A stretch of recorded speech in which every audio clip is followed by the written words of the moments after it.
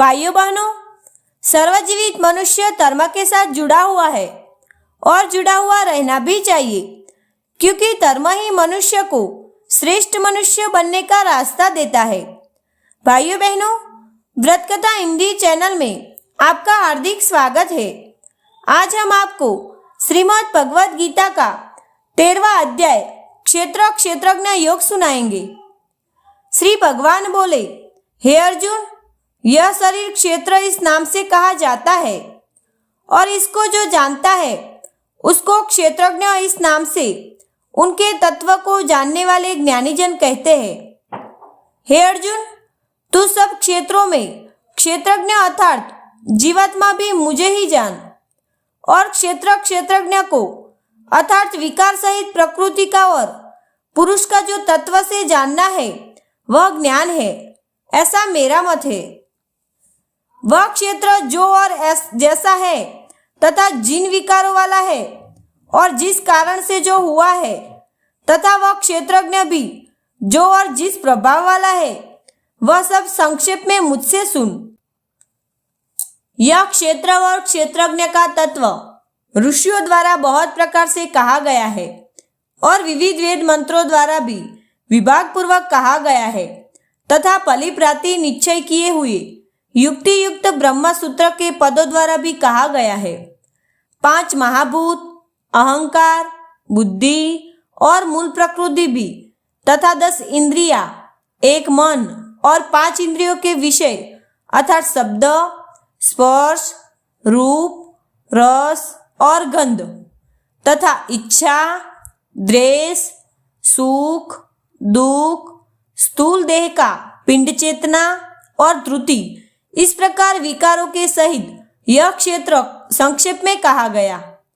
श्रेष्ठता के अभिमान का अभाव, दंभाचरण का अभाव, किसी भी प्राणी को किसी प्रकार भी न सताना, क्षमा भाव, मनवाणी आदि की सरलता, श्रद्धा, भक्ति सहित गुरु की सेवा, बाहर भीतर की शुद्धि, अंतःकरण की स्थिरता और मन इंद्रियों सहित शरीर का निग्रह, इस लोक और परलोक के संपूर्ण भोगों में आसक्ति का अभाव और अहंकार का भी अभाव, जन्म, मृत्यु, जरा और रोग आदि में दुख और दोषों का बार बार विचार करना, पुत्र, स्त्री, घर और धन आदि में आसक्ति का अभाव, ममता का न होना तथा प्रिय और अप्रिय की प्राप्ति में सदा ही चित्त का सम रहना, मुझ परमेश्वर में अनन्य योग के द्वारा अव्यभिचारिणी भक्ति तथा एकांत और शुद्ध देश में रहने का स्वभाव और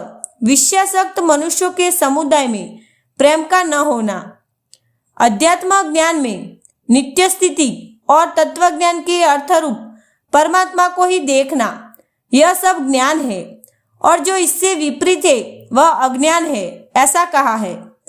जो जानने योग्य है तथा जिसको जानकर मनुष्य परमानंद को प्राप्त होता है उसको फलिप्राति कहूंगा। वह अनादि वाला पर ब्रह्म न सत ही कहा जाता है न असत ही। वह सब और हाथ पैर वाला, सब और नेत्र, सिर और मुख वाला तथा सब और कान वाला है, क्योंकि वह संसार में सबको व्याप्त करके स्थित है। वह संपूर्ण इंद्रियों के विषयों को जानने वाला है, परंतु वास्तव में सब इंद्रियों से रहित है तथा आसक्ति रहित होने पर भी सबका तारण पोषण करने वाला और निगुण होने पर भी गुणों को भोगने वाला है।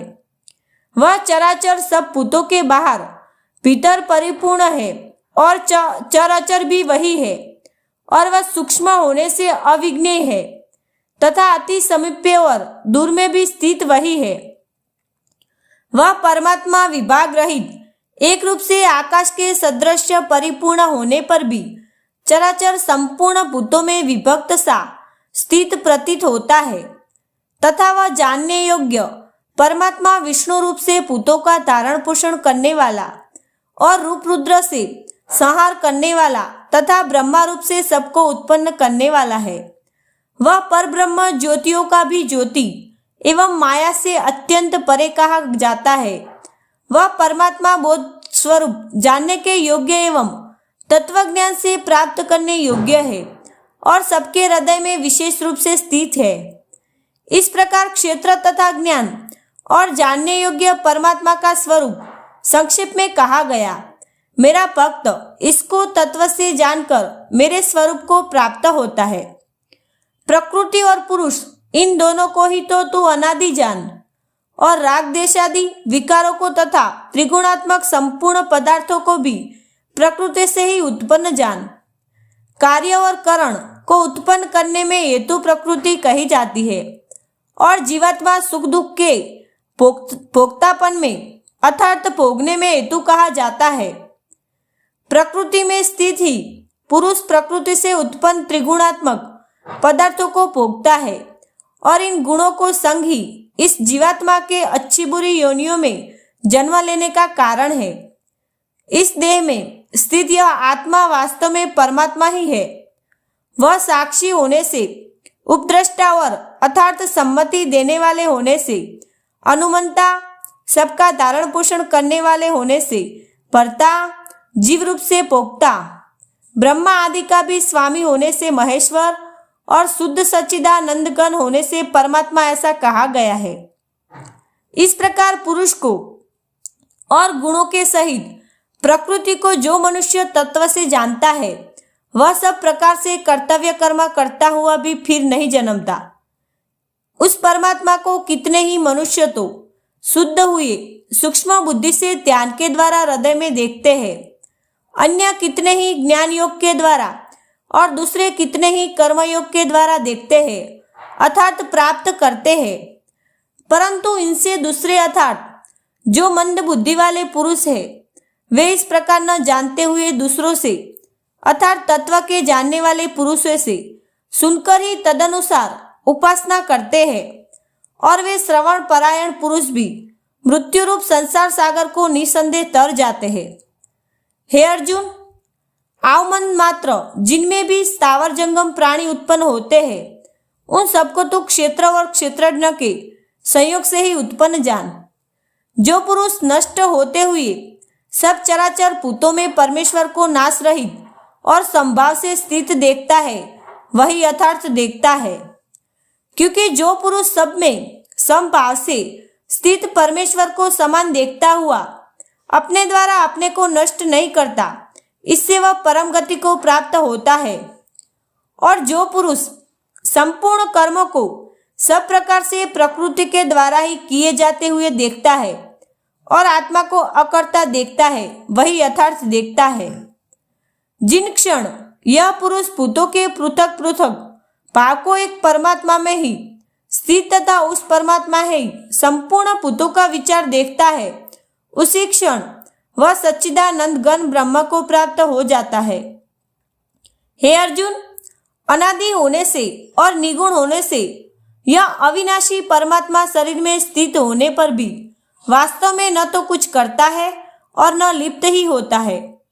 जिस प्रकार सर्वत्र व्याप्त आकाश सूक्ष्म होने के कारण लिप्त नहीं होता, वैसे ही देह में सर्वत्र स्थित आत्मा निगुण होने के कारण देह के गुणों से लिप्त नहीं होता। हे अर्जुन, जिस प्रकार एक ही सूर्य इस संपूर्ण ब्रह्मांड को प्रकाशित करता है, उसी प्रकार एक ही आत्मा संपूर्ण क्षेत्र को प्रकाशित करता है। इस प्रकार क्षेत्र और क्षेत्रज्ञ के भेद को तथा कार्य सहित प्रकृति से मुक्त होने को जो पुरुष ज्ञान नेत्रों द्वारा तत्व से जानते हैं, वे महात्मा जन परम ब्रह्म परमात्मा को प्राप्त होते हैं। मित्रों, वडिलों, आज हमने श्रीमद् भगवद गीता का 13वां अध्याय क्षेत्र क्षेत्रज्ञ योग सुना। आगे का अध्याय सुनने के लिए नीचे डिस्क्रिप्शन में लिंक दी गई है। भाइयों बहनों, ये अध्याय आप और करके वडिलों को जरूर सुनाना, क्योंकि गीता पाठ करना अपने धर्म में बड़ा महात्म्य है। वीडियो अच्छा लगे तो लाइक, शेयर, सब्सक्राइब जरूर करना।